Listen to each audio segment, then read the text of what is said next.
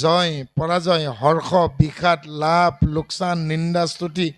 গরম ঠাণ্ডা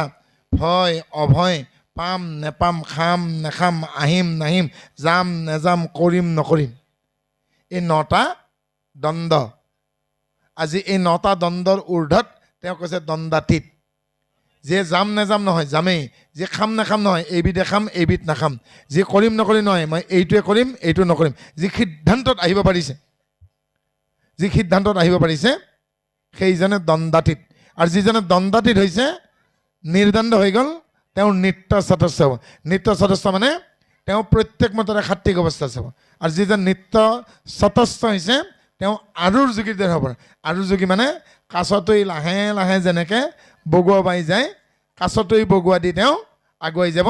বিপদ দেখিলে হাত ভৰি সোমাই দি তেওঁ শিল হ'ব আৰু বিপদ আঁতৰি গ'লে তেওঁ পুনৰ পানী পাব